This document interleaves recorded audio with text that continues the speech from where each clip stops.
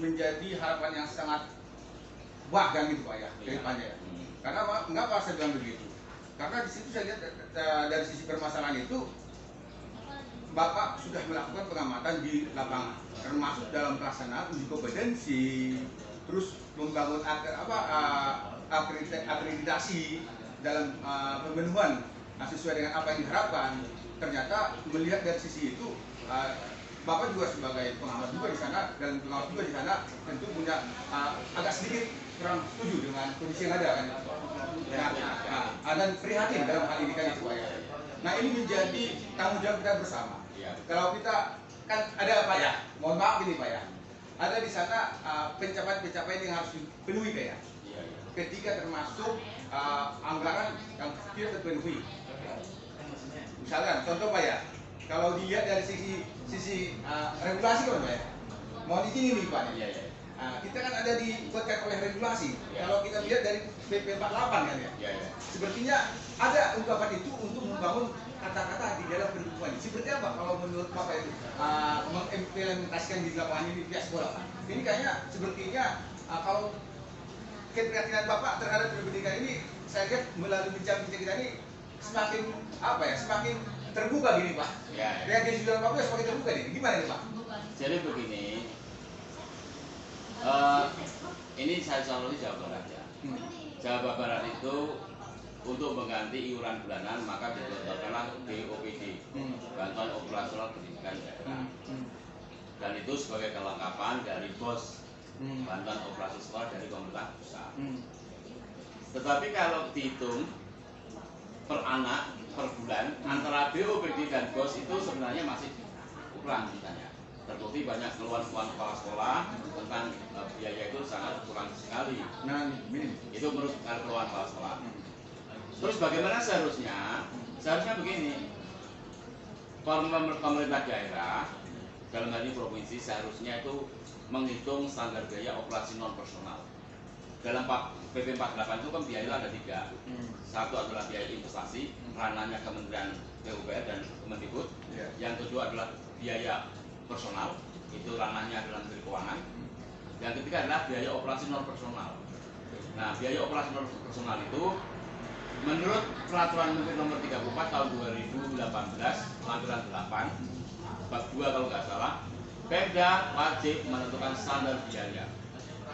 Dan standar biaya itu ditetapkan setiap setahun sekali, dievaluasi setiap setahun sekali. Tetapi kenyataannya ini saya belum pernah mendengar seluruh provinsi di Indonesia itu yang menghitung itu.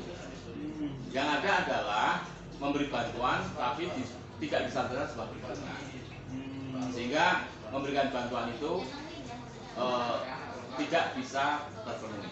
Nah, bagaimana kalau kami sebagai anggota Dewan Pendidikan itu mempunyai fungsi menjembatani antara masyarakat dengan pemerintah, menjembatani antara misalnya kepala sekolah dengan dinas pendidikan, dengan pemerintah daerah. Kami sedang menyusun namanya standar biaya operasi non personal. Kita hitung, kemudian misalnya per bidang keahlian itu berapa rupiah per bulan per anaknya. Nah ini sudah kita godok itu. Nah kami hanya sifatnya adalah memberikan masukan. Tetapi kalau itu bersifat politis dan seterusnya kita juga nggak bisa apa-apa ya. Ini kita memberikan masukan saja. Tetapi maksud saya adalah dengan biaya operasi non personal itu bisa dievaluasi setiap tahunnya. Misalnya begini, biaya itu selalu berubah setiap tahun. Dan penetapan itu harus dievaluasi setiap tahun. Misalnya gini, tahun ini SMK membuat video profil sekolah. Tahun depan kan nggak mungkin begitu, iya kan? Nah itu dievaluasi, berarti itu nggak dimasukkan. Misalnya SMK atau SMA itu melakukan kegiatan, misalnya ada jabar masagi, ada gerakan literasi sekolah, ada pramuka sebagai ekstrakurikuler wajib, kemudian ada kalau di SMA ada cerdas istimewa, bakat istimewa, kalau di SMK ada lembaga sertifikasi provinsi. Nah, ini kegiatan ini bagaimana dievaluasi setiap tahunnya, sehingga itu bisa digunakan untuk menentukan bantuan. Jadi nggak bantuan itu flat seperti ini. Contoh lagi misalnya gini, SMK program keahlian perkantoran. Dibandingkan dengan SMK, program keahlian perkapalan ya. Tetapi bahwa sama katanya antara jurusan perkantoran dengan perkapalan, padahal merawat kapal lebih mahal. Nah ini barangkali perlu standar masing-masing.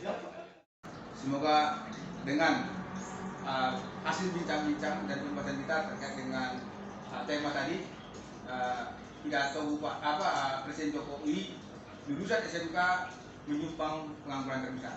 Semoga dengan hasil pembahasan kita ini Pak bisa bermanfaat ke depannya. Semoga juga pula banyak yang melirik dan membaca dan mendengar apa yang kita sampaikan di dalam acara ini. Terima kasih atas kesempatan waktunya. Tuhan memberkati semua. Amin. Amin.